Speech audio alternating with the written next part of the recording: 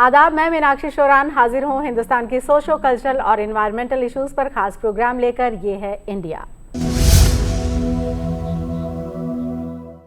हमारे आज के प्रोग्राम में हम बात करेंगे भारत में शिपिंग, उम्मीदें और इम्कानात की।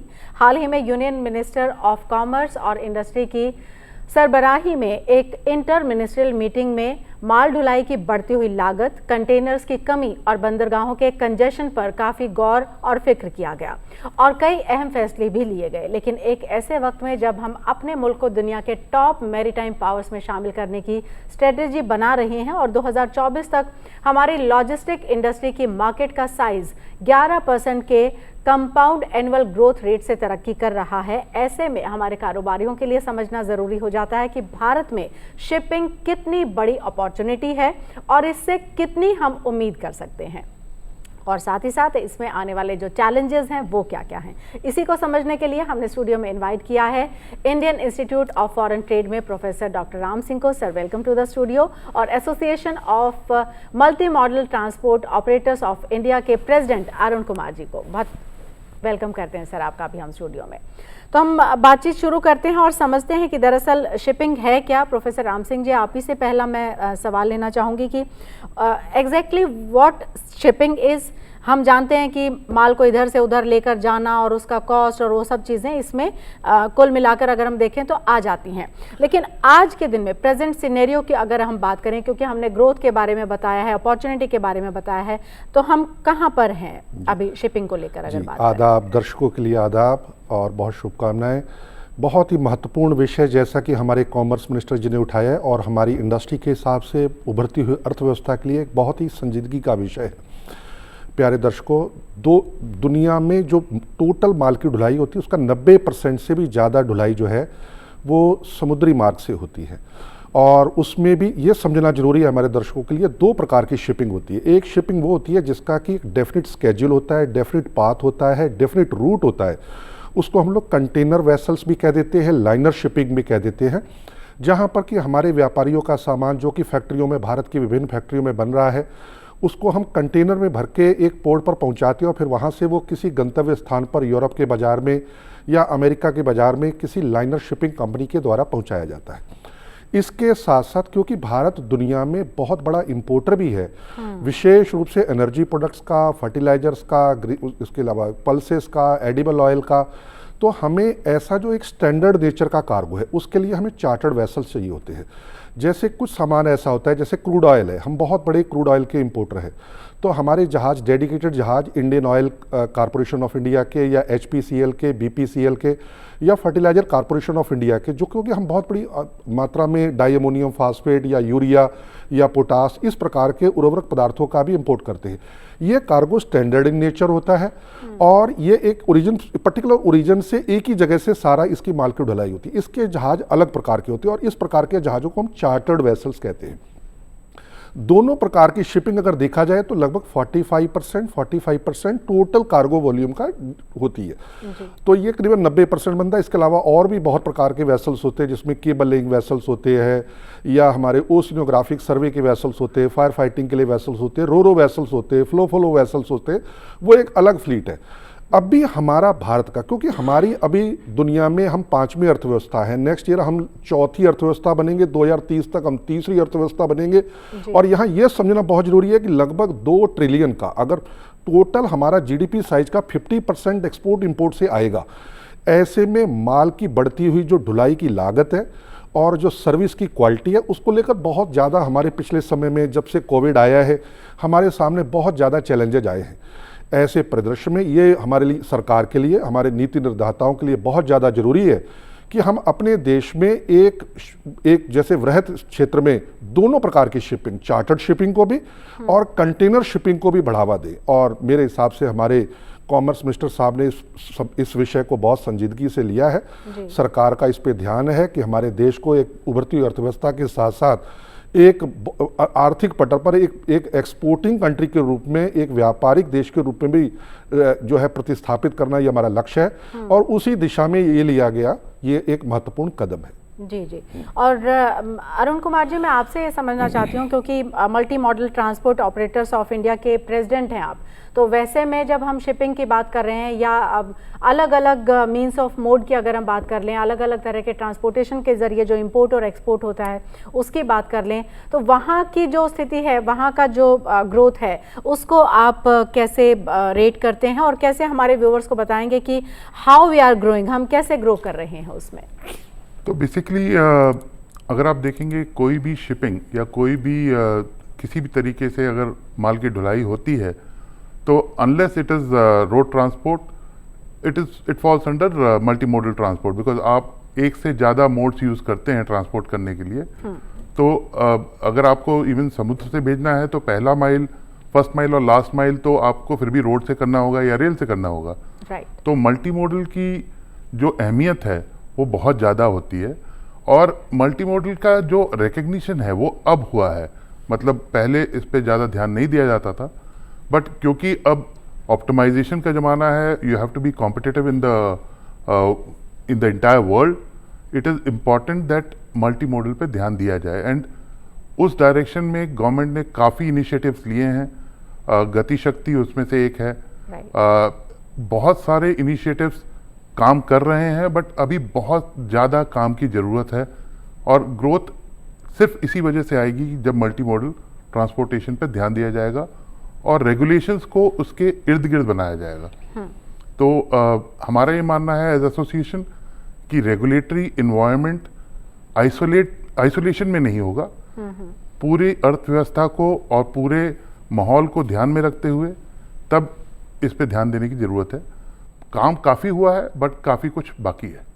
जी जी बिल्कुल, वो क्या बाकी है उस पर भी बात करेंगे। प्रोफेसर राम सिंह जी, आपसे मैं ये जानना चाहूँगी, जैसे सर ने जिक्र किया गति शक्ति का, दैट इज़ वेरी इंपॉर्टेंट, तो थोड़ा सा हमारे जो व्यूवर्स हैं उनके लिए भी थोड़ा सा आसान करके बताइए कि कैसे उनके लिए गति शक्ति प्रॉफिटेबल हो सकता है, कैसे उनकी ज़िंदगी जो है वो अगर हम शिपिंग और इन सब की बात कर रहे हैं तो उनकी जो अगर ज़िंदगी में बदलाव की हम बात करें तो ये सब चीज़ें, क्योंकि एक तरह का परफेक्ट सा मिक्स है, तो उस मिक्स में वो कैसे बेनिफिट अपना देख सकते हैं, ये बताइए जरा। हाँ, देखिए सरकार के दो बड़े हिस्टोरिक, बल्कि 3 बड़े हिस्टोरिक कदम रहे पिछले 4 सालों में कोविड के बाद में। पहला तो गति शक्ति, जिसमें कि गवर्नेंस पे जोर दिया गया ताकि डिसीजन मेकिंग, क्योंकि भारत में इंटीग्रेटेड इंफ्रास्ट्रक्चर डेवलपमेंट नहीं होता। अगर कोई रोड बनना है तो कहाँ से रेलवे से उसकी कनेक्टिविटी दी जाए, या स्टेशन कहाँ पे बनाए जाएं, उसके इंडस्ट्रियल कॉरिडोर कहाँ पे होने चाहिए, या वर्चुअल जो फाइबर का नेटवर्क है, इंटरनेट का नेटवर्क है, इस प्रकार जो बेसिकली गति शक्ति जो था उसमें भारत में गवर्नेंस को कैसे इंप्रूव किया जाए, specifically related to infrastructure development, चाहे वो पोर्ट हो, चाहे वो एयरपोर्ट हो, चाहे वो रोड से रिलेटेड इंफ्रास्ट्रक्चर हो। जो सेकंड ऐतिहासिक कदम था वो था नेशनल लॉजिस्टिक पॉलिसी, जो भारत सरकार 2022 में लेके आई उसमें, और उसके साथ साथ जो नेशनल जो इंफ्रास्ट्रक्चर पाइपलाइन $111 बिलियन का ऐतिहासिक कदम यशस्वी प्रधानमंत्री के नेतृत्व में जो लिया गया, उसमें इंफ्रास्ट्रक्चर पे बहुत ज़्यादा जोर दिया गया। तो देखा जाए उससे हमें बड़े फ़ायदे हुए हैं। मैं अगर कहूँ, हमारी लॉजिस्टिक की कॉस्ट किसी ज़माने में 14% थी, आज घट के 12% आ गई है। मैं ये नहीं कहूँगा कि हमने अंतर्राष्ट्रीय मानदंडों को हमने पा लिया है। 2 साल का समय कोई बहुत बड़ा समय नहीं है। अगर 2 साल में आप देखिए रोड की कनेक्टिविटी देखिए, रेल की कनेक्टिविटी, वंदे भारत, तो हमारे व्यूअर्स के लिए ये समझना जरूरी है कि जब माल का आवागमन सुगम होगा उससे वर्किंग कैपिटल लेयर्ड कम होगी और उनके लिए जो उत्पादक जो उसकी जो कॉस्ट होगी वो कम हो जाएगी। इसके साथ साथ टाइम कम हो जाएगा और क्वालिटी ऑफ सर्विस बहुत इंप्रूव हो जाएगी। तो दर्शकों के लिए ये डायरेक्टली रिलेटेड सबसे, और विशेष रूप से व्यापारियों के लिए। अब इसमें जो विशेष रूप से जो क्षेत्र निगलेक्टेड था सोफर, जिसकी तरफ सरकार का ध्यान गया है, वो था मैरीटाइम से रिलेटेड। देखिए सरकार ने पिछले, मैं कहूँगा 10 से 12 सालों में, 11 सालों में पोर्ट डेवलपमेंट के लिए बहुत ज़्यादा योगदान दिया है। और अभी जल्दी में वाधवान पोर्ट जो कि भारत को अगर देखा जाए तो 10 अग्रणी पोर्टों में विश्व में शामिल कर देगा, जो कि भारत का सबसे बड़ा कंटेनर पोर्ट होने की जो बनने जा रहा है, जिसके लिए सरकार ने बहुत बड़ा लगभग 75,000 करोड़ रुपए का इन्वेस्टमेंट सरकार ने रखा है। इस दोनों तरफ में, ईस्ट कोस्ट पे भी, वेस्ट कोस्ट पे, उस तरफ तूतीकोरिन, इसके साथ साथ जो और पोर्ट निर्माण है उसकी तरफ। लेकिन अब एक मिसिंग पार्ट था इसमें, जो कि शिपिंग का पार्ट था। देखिए भारत आज कि विश्व में और विशेष रूप से जो जैसे अंतर्राष्ट्रीय परिदृश्य बदला है, आज का परिदृश्य में अब यूरोप में अटलांटिक इंपॉर्टेंट रहा, अब का आज का युग है इंडो पैसिफिक का। राइट। उसमें भारत को ईस्ट और वेस्ट दोनों के बीच में बैलेंस बना के और अपना नेतृत्व क्षमता के द्वारा और अपनी न्यूट्रलिटी के द्वारा आगे बढ़ना है। हमारे लिए जरूरी हो जाता है कि इंडो पैसिफिक में हमारी डोमिनेंस बनी रहे, और वो व्यापार के क्षेत्र में भी हो, स्ट्रेटेजी के क्षेत्र में भी हो, इकोनॉमी के क्षेत्र में भी हो, सभी क्षेत्रों में हो। और सरकार ने मेरे हिसाब से जो शिपिंग के लिए अभी रिफॉर्म्स या जो कंपनी बनाने का कॉनकॉर के अंदर अभी निश्चय लिया है कंटेनर शिपिंग कंपनी का, मैं इसको एक ऐतिहासिक कदम कहूँगा हमारे भारतीय लोगों के लिए और भारत की अर्थव्यवस्था के लिए, क्योंकि इसमें 2 प्रकार के बल्कि 3 प्रकार के वेसल्स जो है वो डेवलप किए जाएंगे। देखिए, हमारा जो व्यवसाय है लगभग 50% यूरोप या इस क्षेत्र में, जिसमें कि अफ्रीका के क्षेत्र आते, मिडिल ईस्ट के क्षेत्र आते, तो हम इसमें एक स्वेजमैक्स टाइप के वेसल्स का एक जो स्वेजमैक्स जो स्वेज कैनाल को जो ट्रांसवर्स करते हैं उस प्रकार के वेसल्स की फ्लीट बनाएंगे। और दूसरा हमारा व्यवसाय जो है वो ईस्ट एशिया में, विशेष रूप से आसियान कंट्री है। अभी हमने चेन्नई व्लादिवोस्टक की मैरीटाइम प्रोटोकॉल साइन करी है रशिया के साथ, जापान, कोरिया, ये हमारे बहुत देखा जाए, और इंडो पैसिफिक में भारत का तो हम मलाका मैक्स, क्योंकि हमें मलाका मैक्स को ट्रांसफर करना है। और तीसरा हम लोग एफ्रामैक्स, क्योंकि अगर ये 2 रूट बंद होते तो हमें अफ्रीका का चक्कर लगा के, जैसा कि भी जल्दी में हाउथीज के जो डिसरप्शंस आए थे सुएज कैनाल में अटैक की वजह से, तो हमें एक तीसरे प्रकार की फ्लीट भी बनानी होगी। मेरे हिसाब से अभी हम लोग रीजनल कनेक्टिविटी पे, कोस्टल कनेक्टिविटी पे, ट्रांसशिपमेंट को बढ़ावा देते हुए इंडो पैसिफिक में अपनी डोमिनेंस को बनाकर भारत को अंतर्राष्ट्रीय जो परिदृश्य है उस पर ऊपर स्थापित करना चाहते हैं। ये बड़ा इन्वेस्टमेंट रिलेटेड बिजनेस है, इसको हम धीरे धीरे, जिसको हम कहें ग्रेजुअल स्टेप्स में सरकार बढ़ रही है। मैं सरकार के सभी प्रयासों की जो है बहुत सराहना करता हूं, और मेरे हिसाब से ये हमारी अर्थव्यवस्था के लिए बहुत ही सराहनीय कदम है। जी जी। और अब मैं आपसे जो समझना चाहती हूँ अरुण कुमार जी, वो ये है कि एक तो हम अगर बात करें इन इंडिया की, मतलब अगर हम डोमेस्टिक फ्रंट की बात करें, और दूसरा अगर हम इंटरनेशनल लेवल पर बात करते हैं, तो एक तो जो इंटीग्रेटेड शब्द का जिक्र किया वो कितना इम्पॉर्टेंट है कि हम सब चीज़ों को इंटीग्रेटेड उस तरीके से कर पाएँ, और दूसरा कॉस्ट जो है इसमें वो काफ़ी इम्पॉर्टेंट होगा, तो उसको लेकर आप क्या बताएंगे, हाउ इम्पॉर्टेंट इट इज़? तो thank you for that question, because Singh साहब से मेरे एक यहाँ पे डिफरेंस है। जो हम लोग बोलते आए हैं पिछले कई एटलीस्ट 4-5 सालों से कि 14% का लॉजिस्टिक्स कॉस्ट है, एक तो वो फिगर बहुत ही स्क्वीड है, क्योंकि वो एक नीति आयोग की एक रिपोर्ट में आया था, बट उसके बाद ये अपना इकोनॉमिक रिसर्च वाले जो पेपर्स आए थे उनमें वो कॉस्ट 8.25-8.35 के बीच में हवर कर रही है। और रीसेंट स्टडी ने भी यही बताया है कि 8.5 से नीचे है वो।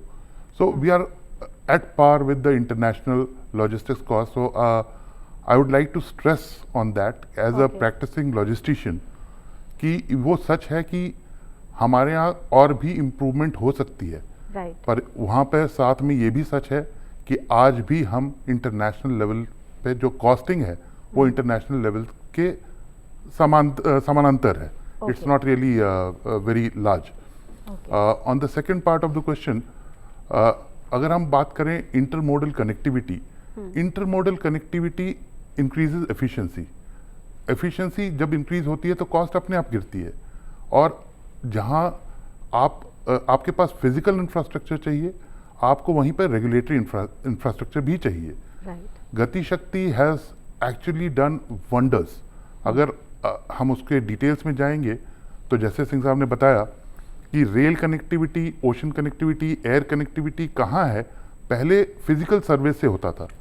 अब क्योंकि ये सारी मिनिस्ट्रीज एक पोर्टल पे काम करती हैं, तो गति शक्ति पे before at the planning stage itself आपको पता रहता है कि इंटरमोडल कनेक्टिविटी कहाँ बन सकती है।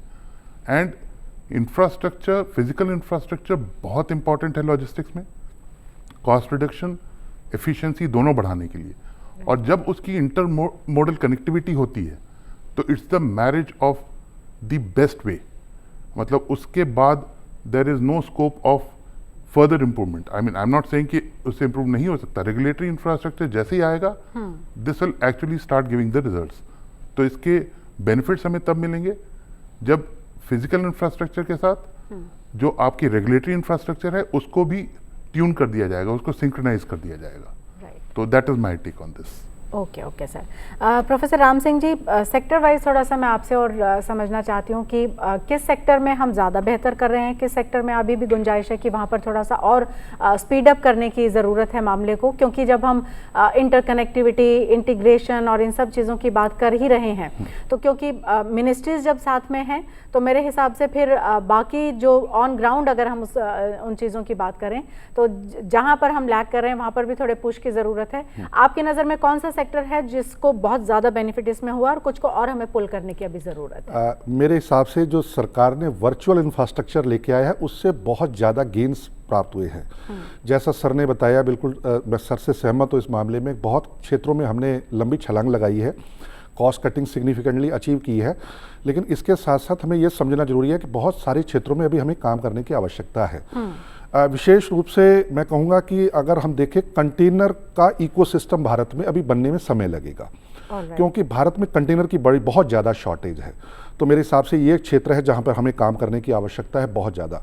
लेकिन अगर हम कहें कि जैसे RFID का सिस्टम हो, ग्लोबल पोजीशनिंग सिस्टम का हो, अब हमने अपना नेविक सिस्टम बना लिया है, इसके साथ साथ बारकोडिंग का सिस्टम हो, तो जो ट्रैकिंग सिस्टम है सरकार के हिस्टोरिक रिफॉर्म्स रहे हैं।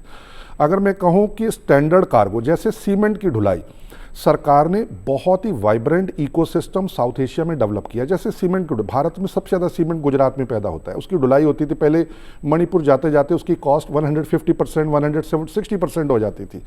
तो सरकार ने एक कालादान प्रोजेक्ट्स जिसमें कि सितवे पोर्ट को एक्वायर कर लिया। तो भारत सरकार का जो टोटल नज़रिया है, देखिए इधर हमने चाबार पोर्ट डेवलप किया, अगर देखा जाए वेस्ट साइड में, तो ईस्ट कोस्ट में हमने सितवे पोर्ट। इसके साथ साथ हम लोग जो निकोबार में एक डेडिकेटेड 72,000 करोड़ रुपए से ट्रांसशिपमेंट पोर्ट लेके आ रहे हैं। इसके साथ साथ हमने देखिए मोंगला पोर्ट बांग्लादेश का, चिट्टागांव पोर्ट और जापान के साथ मिलकर मातरबाड़ी पोर्ट को डेवलप करने का काम किया है।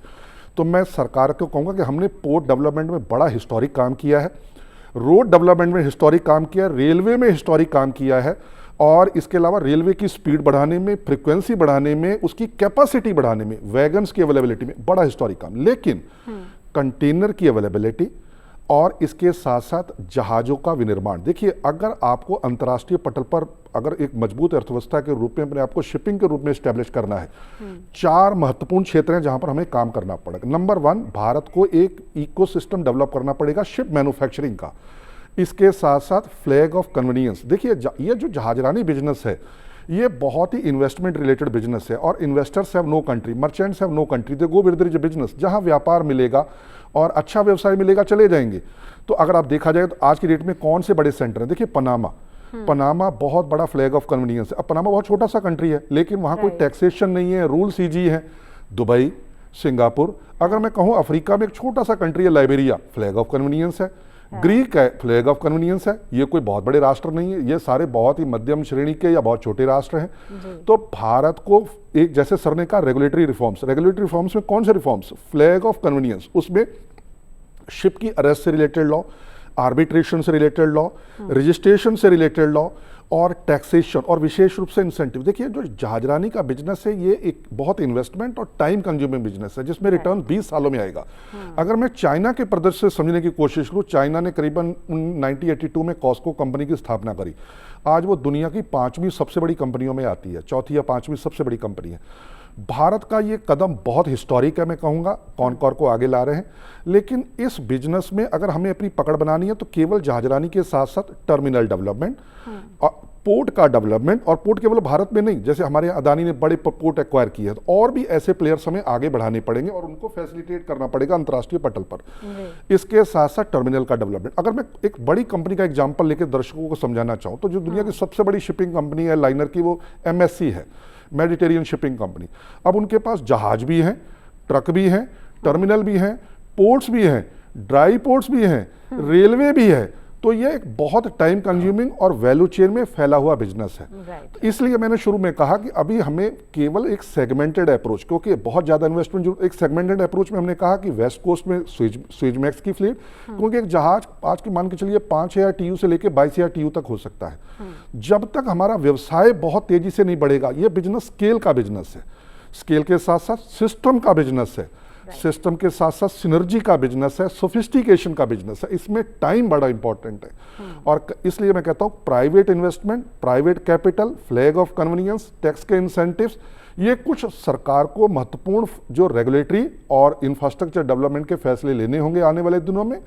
और मुझे ऐसा लगता है कि हमारे जो नीति निर्माता हैं वो इस बारे में काफ़ी जागरूक हैं और जल्दी ही इस प्रकार के रिफॉर्म्स आएंगे जहां हम भारत को अंतर्राष्ट्रीय पटल पर एक बहुत ही जैसे वृहत जहाजरानी के क्षेत्र में एक मजबूत अर्थव्यवस्था के रूप में प्रतिस्थापित करेंगे। जी जी, तो 4S का आपने भी एक तरह से बताया कि हाउ इम्पोर्टेंट 4S आर किसी भी इस तरह की सिचुएशन के लिए। लेकिन अरुण कुमार जी, जो मैं आपसे जानना चाहती हूँ वो ये कि एक तो देखिए हमारे यहाँ डेमोक्रेसी है और जैसा सर ने कहा कि कुछ बड़े प्लेयर्स उसमें आने चाहिए और फिर वहाँ पर थोड़ा हम पॉलिटिक्स भी देखते हैं, बट बिसाइड दैट उसको हम साइड में रखते हैं because that is not important to अस।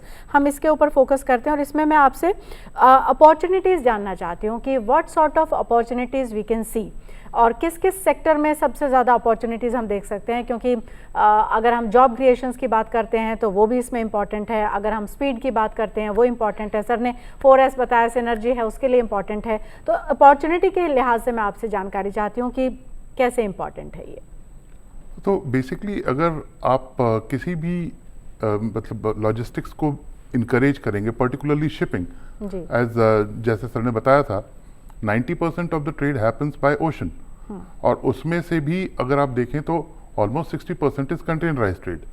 तो कंटेनराइज ट्रेड बहुत इंपॉर्टेंट है और 1970 के बाद कंटेनराइज ट्रेड ने पूरा माहौल बदल दिया है शिपिंग का। तो अपॉर्चुनिटीज़ की तो कोई कमी ही नहीं है, पर वही है कि जब तक हम अब जैसे फिजिकल इंफ्रास्ट्रक्चर पे हमने फोकस किया है, आज के दिन we have world class physical infrastructure. मेरे को उसमें कोई शक शंका कभी नहीं है कि हम फिजिकल इंफ्रास्ट्रक्चर में कहीं किसी भी देश से पीछे हैं। In fact we are on the top. और जिस तरीके से फिजिकल इंफ्रास्ट्रक्चर ग्रो कर रहा है हम बहुत आगे रहेंगे। And for the size of this country हमें वो फिजिकल इंफ्रास्ट्रक्चर बहुत पहले चाहिए था। देर आए दुरुस्त आए। आई एम वेरी हैप्पी कि वो फिजिकल इंफ्रास्ट्रक्चर आज है।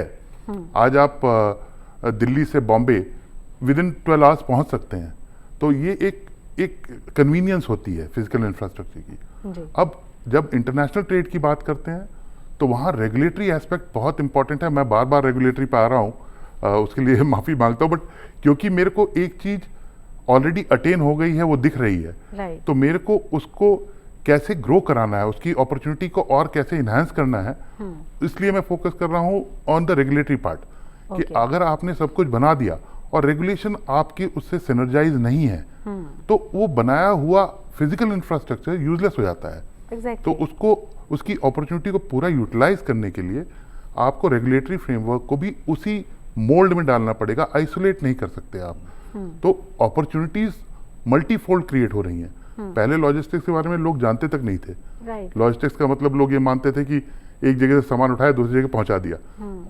ब्रॉडली वो बिल्कुल सही है, बट उसमें क्या अपॉर्चुनिटीज हैं, क्या ट्रेनिंग्स हो सकती हैं, कितना एम्प्लॉयमेंट हो सकता है, उसके बारे में शायद फोकस नहीं था, जो कि अब हो गया है। तो इट इज टाइम कि हम उस इंटीग्रेटेड अप्रोच को साइलो अप्रोच से हटा के इंटीग्रेटेड बना दें टोटली, जिसमें रेगुलेटर्स का बहुत बड़ा किरदार होता है।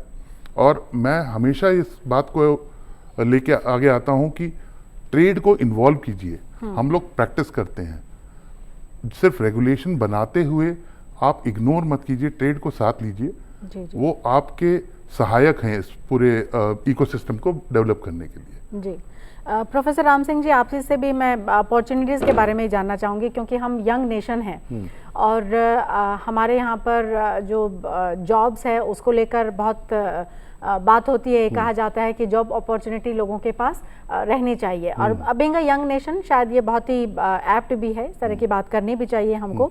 तो एक तो किस तरह के प्रोफेशनल्स हमें रेडी करने चाहिए, क्योंकि अभी बहुत सारे चेंजेस हम देख रहे हैं, वो चाहे हम एजुकेशन सेक्टर में देखें या अदर सेक्टर में, और एकदम एकदम स्पीड अप मामला हम देख रहे हैं। तो जो यंग यूथ हमको देख रहा है अभी, वो क्या ऐसा कर सकता है, क्या ऐसी स्किल गेन कर सकता है कि उसके लिए ये एक बहुत बड़ा सेक्टर हो सकता है और वो एक्सेल कर सकता है? बिल्कुल, आपने बिल्कुल सही कहा। अगर इसको जॉब के हिसाब से देखा जाए तो शिपिंग सेक्टर में बहुत ज़्यादा जॉब क्रिएट होते हैं। विशेष रूप से भारत के इसमें ग्लोबल फुटप्रिंट है। मैं कहूँगा भारत ने ऑलरेडी इंटरनेशनल मैरीटाइम जो यूनिवर्सिटी स्थापित करी हैं करीबन आज से 14-15 साल पहले, 2007-8 के आसपास, उन्होंने बहुत अच्छा टैलेंट मार्केट में निकाला। इसके अलावा भारत के पास बहुत ही, मैं कहूँगा, वर्ल्ड क्लास इंफ्रास्ट्रक्चर है ट्रेनिंग का। बॉम्बे में भी, कलकत्ता, विशाखापट्टनम, हमारे पास डेडिकेटेड एकेडमी है और वो रिफ्लेक्ट होता है। अगर आप दुनिया में अगर शिपिंग देखें कहीं पर भी, अगर कोई वेसल्स पे मैं कहूँ अगर 18 लोगों का स्टाफ है तो उसमें से आप 8 या 9 इंडियंस पाएंगे।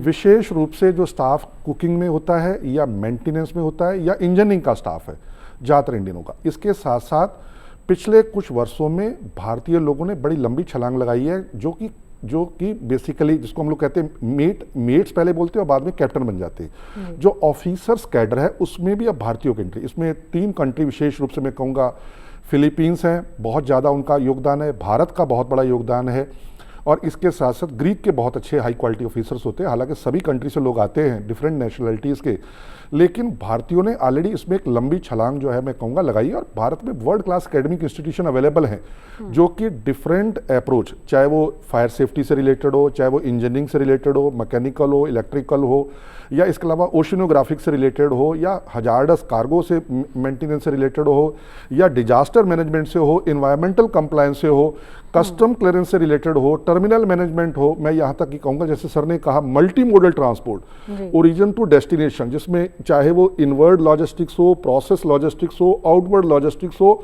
और मैं तो कहूँगा भारतीयों ने रिवर्स लॉजिस्टिक्स में भी लंबी छलांग लगाई है। तो अपॉर्चुनिटीज़ बहुत है और भारतीय ऑलरेडी मैं कहूँगा अंतर्राष्ट्रीय कंपनियों में बहुत अच्छी पोजीशंस पे हैं। जैसे हमारे इंजीनियर सिलिकॉन वैली को रूल करते हैं, शिपिंग सेक्टर में भी मैं कहूँगा भारतीय इस इंडस्ट्री को पूरे वर्ल्ड में रूल कर रहे हैं। हाँ, ऑफिसर्स में थोड़ी हमारी कमी थी, लेकिन हम धीरे धीरे उस तरफ भी आगे बढ़ रहे हैं।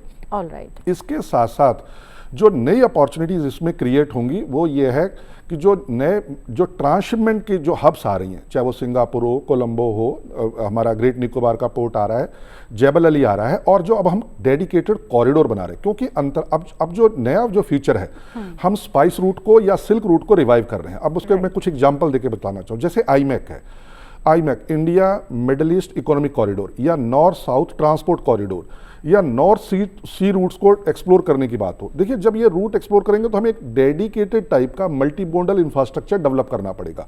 तो हमें एक नए प्रकार का स्किल सेट चाहिए होगा, जैसे यहाँ से उसमें मल्टी मोडल के प्रोफेशनल्स चाहिए होंगे। तो भारत ने, मैं कहूँगा, मल्टी मोडल ट्रांसपोर्ट भी हमारे यहाँ 1993 से सरकार प्रमोट कर रही है, लेकिन पिछले कुछ वर्षों में इसमें काफ़ी तेज़ी से गति आई है और नए प्रोफेशनल्स उस क्षेत्र में तैयार किए जा सकते हैं। फिर इसके साथ साथ जो सर्वेयर्स होते हैं शिप्स के, कंटेनर्स के सर्वे होते हैं टाइम टू टाइम। इसके अलावा कंप्लायंस मैनेजमेंट बहुत बड़ा इशू है किसी कंट्री डेस्टिनेशन का, उसमें भी प्रोफेशनल्स की आवश्यकता होती है। तो हमारा जो युवा वर्ग है इसमें अपॉर्चुनिटीज़ को तलाश सकता है, ऐसा मेरा मानना है। इसी बात को जी बिल्कुल, आप थोड़ा सा ऐड ऑन भी कीजिए। और इसमें मेरा भी एक एडिशनल एक सवाल मैं जोड़ देती हूँ छोटा सा, बस कि क्योंकि हम वेसल्स की बात कर रहे हैं और इंफ्रास्ट्रक्चर और बाकी और चीज़ों की बात कर रहे हैं, तो वो जो मेक इन इंडिया जैसे जो हमारे सरकार की तरफ से जो योजनाएं लेकर आई गई हैं, उन सब का भी इसमें कितना बड़ा रोल हो सकता है कि हम जो मैन्युफैक्चरिंग है उसको भी हम एक तरह से इसमें जोड़ सकते हैं क्या? वही मैं अभी जैसे सिंह साहब बता रहे थे, मैं उस पर पहले ऐड कर देता हूँ। राइट कि ये बड़ी विचित्र सी बात है, बट जहाँ एक तरफ हम रोजगार के नए नए अपॉर्चुनिटीज़ ढूंढते हैं, एसोसिएशन हमेशा इस बात को लेके परेशान रहती है क्योंकि हमारे पास there is a dearth of man power, skilled man power की कमी है। तो हम सबको इनकरेज करते हैं कि पहले तो फॉर्मल एजुकेशन नहीं थी, अब ample opportunity of formal education is available. Supply chain में बहुत सारे कोर्सेज अब चालू हो गए हैं, तो we would encourage everybody to take that. Our viewers which sort of courses, क्या चीज़ें हैं वो जो कर सकते हैं? कोई अंडर ग्रेड है वो क्या कर ले, या जो क्योंकि हम तो यंग नेशन है, हमारे पास तो बहुत सारे लोग हैं जो अलग अलग स्किल्स सीख सकते हैं, तो क्या कर सकते हैं वो? ट्रू, तो उसमें हम लोगों ने एज एसोसिएशन हम लोग अपनी तरफ से जो प्रयास कर रहे हैं उस पर हम शॉर्ट टर्म्स कोर्सेज कराते हैं। जैसे आईटा का कोर्सेज होते हैं जो 1 हफ्ते का DGR कोर्स होता है, IMDG के कोर्स होते हैं, इस टाइप के जो प्रोफेशनल कोर्सेज हैं वो रेडिली अवेलेबल हैं। अब तो formal courses where you are doing MBA in supply chain वो भी चालू हो गया है। एंड काफ़ी मतलब काफ़ी लोगों से मैं इंटरेक्ट करता हूँ, यंगस्टर्स से इंटरेक्ट करता हूँ यूनिवर्सिटीज़ में, and they are very very enthusiastic. और ये इंथुजियाज्म और ये नई ज़ील एक्चुअली इस ट्रेड को चाहिए, और इस ट्रेड में इसकी हमेशा हमेशा रिक्वायरमेंट है। तो ये हमेशा अभी मैं सबको इनकरेज करूंगा कि इनफैक्ट यंगस्टर्स जो देख रहे हैं उनको जरूर इनकरेज करूंगा कि प्लीज़ आप लोग स्टैंडर्ड जो वो होता था पहले, हमारे यहाँ होता था कि आपको या मेडिकल करना है या इंजीनियरिंग करनी है, अब वो जमाना लग गया। You have to explore new opportunities. अब ये multi modalism is the new opportunity, logistics is a new opportunity. कोई भी मैन्युफैक्चरिंग, जैसे आपने बोला आत्मनिर्भर भारत की बात कर रहे हैं या मेक इन इंडिया की बात कर रहे हैं, एवरीथिंग डिपेंड्स अपॉन लॉजिस्टिक्स। अगर आपकी लॉजिस्टिक्स खराब है तो आप कितना भी बढ़िया प्रोडक्ट बनाएंगे, अगर मार्केट में नहीं पहुंच रहा है तो it is of no use. So logistics is the backbone of any economy, and I would strongly encourage all the viewers कि please look at it from a different perspective. माल धुलाई इज नॉट दैट वो एक जमाने में गोदी के photo आती थी, आप पिक्चरों में भी देखते थे कि गोदी पे वो लगे हुए हैं और माल धुलाई हो रही है। It's not that, it is highly complex now, it is very sophisticated. इसमें टेक्नोलॉजी का इतना यूज हो गया है कि you can even participate being a software engineer for that matter, because software is the in thing. अब IoT हो रहा है, there is blockchain technology use हो रही है, because security is also a concern, particularly international logistics में। तो opportunities की कोई कमी नहीं है। तो ग्रैब कीजिए जो अपॉर्चुनिटीज़ हम इस डिस्कशन के जरिए आपको बता रहे हैं, दैट इज़ वेरी इंपॉर्टेंट हमारे व्यूवर्स के लिए। और प्रोफेसर राम सिंह जी, आपसे मैं जानना चाहती हूँ कि देखिए, जब हम बात कर रहे हैं और हम ये कह रहे हैं कि हम एक तरह का विस्तार पा रहे हैं, बहुत सारी चीज़ें हम ऐड ऑन कर रहे हैं, लेकिन जब कोई चीज़ बढ़ती है तो उसके साथ में कुछ चैलेंज भी आते हैं। जैसे पोर्ट्स पर कंजेशन का मामला हो सकता है, बिकॉज नंबर ऑफ गुड्स अगर इतने ज़्यादा हैं, नंबर ऑफ वेसल्स बहुत ज़्यादा हैं, और अगर मान लीजिए कि कुछ भी जो A से जो B के बीच की जो अगर जो डिस्टेंस है उसमें, या फिर जो इंफ्रास्ट्रक्चर है उसमें किसी तरह का अगर कोई लूप होल रहता है, तब एक तरह का कोई चैलेंज आ सकता है शायद। तो वो चैलेंजेस किस तरह के हैं, क्या हैं, और उनसे हम कैसे डील कर रहे हैं? हाँ जी, बिल्कुल आपने सही कहा। इस logistics is a field of challenges. Logistics में चैलेंजेस स्वाभाविक आएंगे। उसका कारण है कि कार्गो का डिफरेंट प्रोफाइल है और जो शिप का प्रोफाइल है वो डिफरेंट है। तो compatibility of cargo with the vessels या with the mode of transport एक चीज़ हो गई। इसके साथ साथ इसमें रेगुलेशंस, जैसे सर ने कहा, और कंप्लायंसेस बड़े इंपॉर्टेंट है। तो ये पूरी फील्ड ही चैलेंजिंग फील्ड है और इसलिए ये रेम्युनरेटिव फील्ड है। मैं थोड़ा सा यहाँ दोनों क्वेश्चंस को मैं एक साथ एड्रेस कर दूँ। इसमें क्या क्या अपॉर्चुनिटीज़ हैं, हमारे जो यंग प्रोफेशनल्स हैं वो कहाँ से स्टार्ट कर सकते हैं। मैं कहूँगा कुछ कोर्सेज स्पेसिफिक मैं रिकमेंड करना चाहूँगा जो उनको करने चाहिए, जिससे कि अपॉर्चुनिटी क्रिएट होगी। जैसे कि एक कस्टम ब्रोकर्स, सरकार के रेगुलेशंस हैं 2013 में, अगर कस्टम ब्रोकर का कोर्स करते हैं तो उनको स्टार्टिंग में 3 साल के लिए किसी कस्टम ब्रोकर के साथ काम करना होता है। बाद में वो रजिस्टर्ड अपनी इंडिपेंडेंट प्रैक्टिस कर सकते हैं, बिल ऑफ एंट्री फाइल करना, शिपिंग बिल, माल को क्लियर कराना, कस्टम से रिलेटेड उनको एक जॉब की प्रोफाइल मिल सकती है। फिर जैसे टर्मिनल मैनेजमेंट अपने आप में एक फील्ड हो सकती है, शॉर्ट टाइम कोर्स किया जा सकता है। सर ने बिल्कुल सही कहा, हजार्डस कार्गो है तो आइटा के रूल हैं, फियाटा एक बॉडी है जो कि शिपिंग से रिलेटेड है, उसके अपने रूल्स हैं। ये उसमें केवल हजार्डस कार्गो से रिलेटेड आपको जॉब की अपॉर्चुनिटी मिल सकती है। फिर स्टीवर्डशिप का जॉब मिल सकता है। इसके साथ साथ हमारी कंट्री में रेलवे में ड्राइवर हो गए। मैं तो यहाँ कहूँगा कि जो टर्मिनल के ऊपर जो कंटेनर में जो लोडिंग अनलोडिंग करता है, जिसको हम स्टीव डोरर कहते हैं, वो लगभग 80-90 मीटर ऊपर बैठा हुआ होता है। दुनिया में सबसे ज़्यादा अगर कोई कंट्री जो है सप्लाई कर रहा है स्टीव डोरर, वो भारत है। और हमारे पास डेडिकेटेड सरकार ने सिमुलेटर लैब बनाए। मैंने ऐसे लैब चेन्नई पोर्ट पे भी और JNPT पे भी डेडिकेटेड देखे हैं। हम लोग बहुत बड़ी तादाद में प्रोफेशनल्स को ट्रेन करते हैं मैं कुछ समय पहले मुझे हैम्बर्ग जाने का अवसर प्राप्त हुआ और जो बंदा उस टर्मिनल को मैनेज कर रहा था वहाँ पे पोर्ट के ऊपर, वो एक भारतीय था। मुझे खुशी हुई। और it is a highly paid job, बड़ा स्ट्रेसफुल जॉब है। केवल आपको 2 घंटे काम करना है, क्योंकि ऊपर सीट पे ऊपर बैठ के 80-90 मीटर ऊपर बैठ के और आपको नीचे कंटेनर को लोड करना अनलोड करना बड़ा स्ट्रेसफुल जॉब है। आपके नेक से रिलेटेड, बोन से रिलेटेड प्रॉब्लम आती है। तो आप 2 घंटे काम करते, 3 घंटे काम करते, फिर उतार लिए जाते हैं, फिर एक शिफ्ट करनी होती है, कंसंट्रेशन है, योगा की जरूरत पड़ती है, बहुत ज़्यादा एक रिस्की बिजनेस है ये। लेकिन दुनिया में भारतीय अपना इसमें जो है एक जगह बना रहे हैं, क्योंकि इस फील्ड में लगातार आपको अपडेट करना है। इस वजह से बहुत सारे लोग क्या है उस गति को प्राप्त नहीं कर पाते और रेलिवेंट हो जाते। बड़े अच्छे प्रोफेशनल्स आ रहे हैं पर वो अपने आप को अपडेट नहीं करते, फिर इरेलीवेंट हो जाते हैं। तो ये इसमें कंटिन्यूअस इंप्रूवमेंट करते रहना पड़ेगा, क्योंकि logistics is a continuously evolving field. अब जैसा आपने मुझसे कहा कि इसमें अब मिसिंग लिंक्स क्या हैं, देखिए मेरे हिसाब से भारत के लिए सबसे बड़ा मिसिंग लिंक है, ना भारत में लैंड की कमी है और ना लेबर की कमी है, कैपिटल, सस्ती पूंजी। क्योंकि ये बहुत ज़्यादा पूंजी सेविस, और इसके लिए मैं रिकमेंड करूंगा सरकार को कि गिफ्ट सिटी को लेवरेज किया जाए। देखिए भारत में कॉस्ट ऑफ कैपिटल कहीं भी आप लेने जाए 10 से 11% से नीचे नहीं मिलेगी। ये कैपिटल, कॉस्ट ऑफ कैपिटल, अगर जापान से हम पूंजी उठाते हैं तो उसकी कॉस्ट 1% से भी नीचे आ रही है। तो ऐसे देश हम ढूंढें जहां से हम पूंजी उठा सकते हैं। और जब कोई व्यवसाय अपनी पूंजी लगाता है तो उसको इन्वेस्टमेंट की गारंटी, तो सर ने कहा रेगुलेटरी, मैं कह रहा हूँ रेगुलेटरी रेड टेप से निकाल देना चाहिए इन्वेस्टर्स को। गिफ्ट सिटी में लाइए, चार्टर्ड वेसल्स की फ्लीट तैयार करिए, उनसे कहिए कि हम लीजिंग का एक बहुत ही अच्छा इकोसिस्टम, आर्बिट्रेशन का लॉ स्ट्रॉन्ग कर रहे हैं, शिप के अरेस्ट से रिलेटेड जो लॉ है उसको हम स्ट्रीमलाइन कर रहे हैं, रेगुलेशन सिंपल कर रहे हैं। आप आइए, शिप खरीदिए, इंडियन ऑयल को दीजिए, एचपीसीएल को दीजिए, फर्टिलाइजर्स, तो आपका जो लगभग 45% की प्रॉब्लम है मैरीटाइम फ्लीट की, वो बहुत ही इजीली केवल पूंजी से की जा सकती है।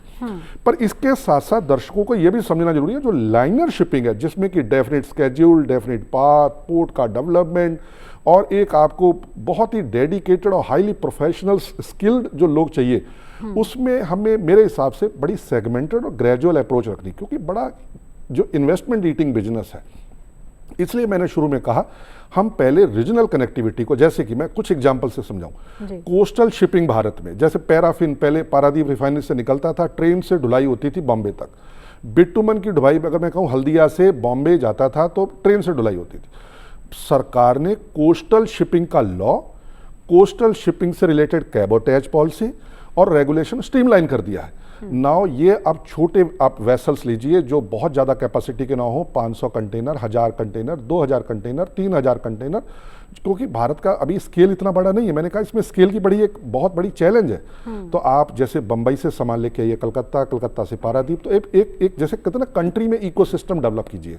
फिर उसको जो नियर बाय जो हमारे ट्रांसशिपमेंट के जो नेटवर्क्स हैं, चाहे वो कोलंबो हो, चाहे वो जैबल अली हो, इसके साथ साथ दुकुम पोर्ट पे आ रहे हैं, चाबार पे आ रहे हैं, सितवे पे आ रहे हैं, मोंगला पे आ रहे हैं, मातरवाड़ी डेवलप हो जाएगा, अभी चिट्टागांव ला रहे हैं हम लोग, फिर इसके साथ सिंगापुर है, कलांग पोर्ट है। ये सारे पोर्ट्स के साथ साथ हम एक बहुत वाइब्रेंट इकोसिस्टम जो ट्रांसशिपमेंट का डेवलप कर सकते हैं। लेकिन फिर मैं कहूँगा इसमें जो शिप का रजिस्ट्रेशन, शिप का लॉ, विशेष रूप से रेगुलेशन की जब सर बार बार बात कर रहे हैं, तो शिपिंग से रिलेटेड लॉ, चाहे वो मर्चेंट शिपिंग से रिलेटेड हो, चाहे अरेस्ट से रिलेटेड हो, चाहे रजिस्ट्रेशन से रिलेटेड हो, चाहे टैक्सेशन से रिलेटेड हो, चाहे वो शिप की मेंटेनेंस से रिलेटेड हो, चाहे इन्वायरमेंटल, अभी इन्वायरमेंटल स्टैंडर्ड्स आ गए।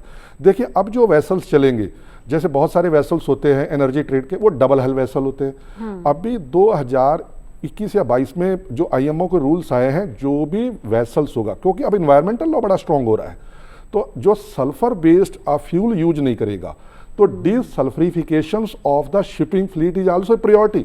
और उसके लिए इन्वेस्टमेंट चाहिए। हमारे पास हमारे शिपिंग कॉर्पोरेशन के पास 500-600 वेसल्स हैं, अपने वेसल्स हैं, लेकिन वो छोटे वेसल्स हैं या बहुत पुराने वेसल्स हैं। तो ये बहुत ही इन्वेस्टमेंट इंटेंसिव बिजनेस है।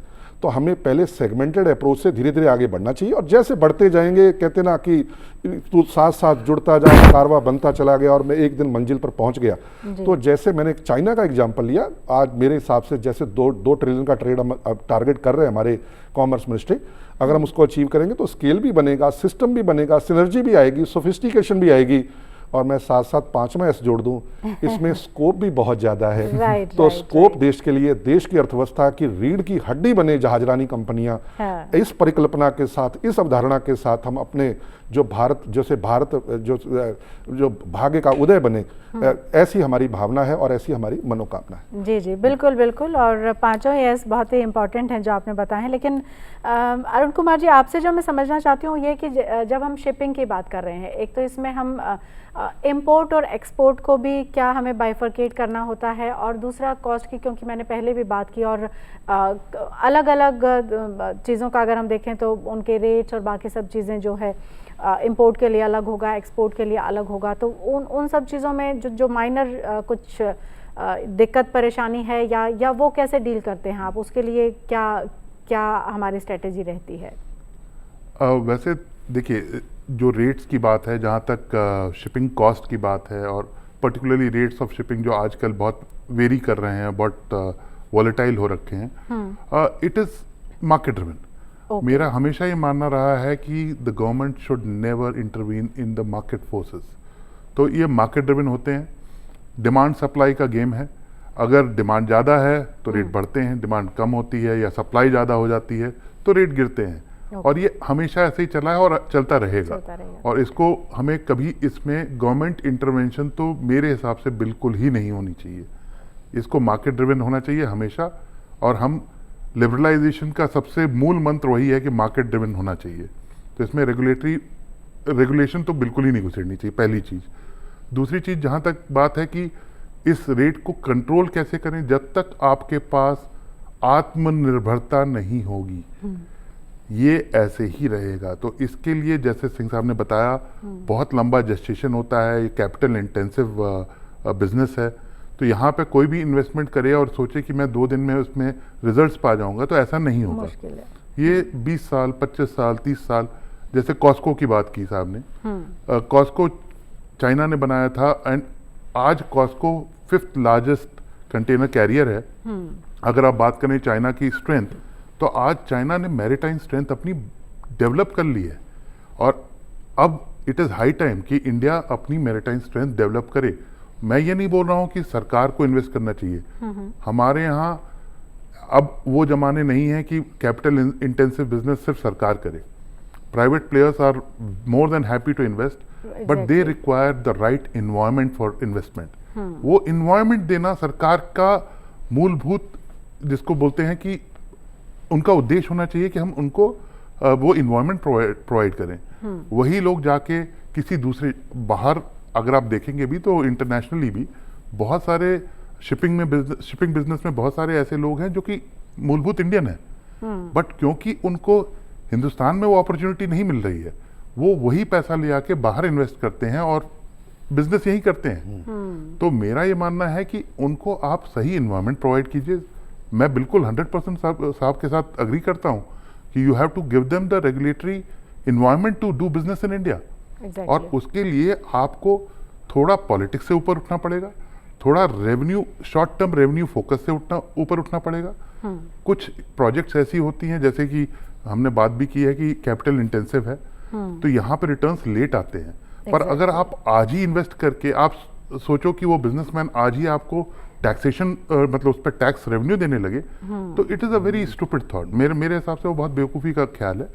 ये लंबे जेस्टेशन के प्रोजेक्ट्स लंबे रिटर्न्स भी देते हैं, तो it is a futuristic thing. तो आदमी को आगे देखना चाहिए। बिल्कुल। तो चलिए, इसी नोट पर मैं प्रोफेसर राम सिंह आपसे ये जानना चाहती हूँ। सर ने कहा कि फ्यूचरिस्टिक अप्रोच है, how hopeful you are? I am very hopeful, और मुझे खुशी भी है कि जब भारत दुनिया की तीसरी अर्थव्यवस्था बनने जा रहा है, हम शिपिंग के क्षेत्र में भी आत्मनिर्भर बनने जा रहे हैं, या सरकार ने उस क्षेत्र में कदम उठाया है। ये समय टाइम कंज्यूमिंग बिजनेस है, हो सकता है 10 साल लगे या 15 साल लगे, लेकिन मेरा ऐसा मानना है कि जैसे एंशियंट टाइम में भारत दुनिया की 33% जीडीपी कंट्रीब्यूट करता था, मैं वो भारत देखना चाहूँगा अपने जीवन काल में, कि जब भारत कम से कम 10% वर्ल्ड का ट्रेड दोबारा से अचीव करे। आज हम लगभग 2% के आसपास है, एक्सपोर्ट में 1.7% है, इंपोर्ट में 2.4% है। 10% एक्सपोर्ट से क्षेत्र से आए, क्योंकि देश की अर्थव्यवस्था में 3 महत्वपूर्ण कारक हैं, जिसमें एग्रीकल्चर है, इंडस्ट्री है और सर्विस सेक्टर है। लेकिन इसमें एक बहुत बड़ा जो बूस्टर है वो एक्सपोर्ट एंड इंपोर्ट है, जो तीनों को इतनी गति देता है जिससे जीडीपी बढ़ती है, एम्प्लॉयमेंट बढ़ता है, इन्वेस्टमेंट बढ़ता है, इकोसिस्टम इंप्रूव होता है और जो अर्थव्यवस्था है बहुत तेजी से आगे बढ़ती है। चाइना ने ये हमें करके दिखाया, साउथ कोरिया ने ये किया, जापान ने ये किया और हम उस दिशा में आगे बढ़ रहे हैं। इस साल हमारे 800 बिलियन एक्सपोर्ट होने जा रहे हैं, जैसा कॉमर्स मिनिस्टर साहब ने बताया है, और 2030 तक हमारे सर्विस सेक्टर के एक्सपोर्ट आगे निकल जाएंगे। मैं चाह रहा हूँ कि मैन्युफैक्चरिंग, क्योंकि जॉब बहुत ज़्यादा क्रिएट होते हैं, हम मैन्युफैक्चरिंग में भी दुनिया के पटल पर एक हब के रूप में प्रतिस्थापित हो, उसमें शिपिंग सेक्टर अपनी बहुत बड़ी भूमिका जो है वो निभा सकता है, ऐसा मेरा मानना है। जी जी, बहुत शुक्रिया आपका प्रोफेसर राम सिंह जी, आप आए स्टूडियो में और इतने इम्पॉर्टेंट टॉपिक पर डिस्कशन की। बहुत बहुत शुक्रिया आपका। अरुण कुमार जी, आपका भी बहुत बहुत शुक्रिया स्टूडियो में आने के लिए और इतना मीनिंगफुल डिस्कशन करने के लिए। सो journey is also very important, but final जो है वो डेस्टिनेशन ही होता है। तो हमारे दोनों गेस्ट का कहना है कि we are on the right track और जल्द ही हम जो अचीवमेंट हम पाना चाहते हैं एक नेशन के तौर पर, वो भी हम पाकर रहेंगे। तो उम्मीद करते हैं कि आपको ये पेशकश हमारी अच्छी लगी होगी, पसंद आई होगी। कैसा लगा हमारा प्रोग्राम, आप अपनी राय हम तक जाहिर कर सकते हैं। इसके लिए हमारा ईमेल का पता हम आपको बता देते हैं, ddurduspecials@gmail.com। पूरी टीम को इजाज़त दीजिए, आदाब।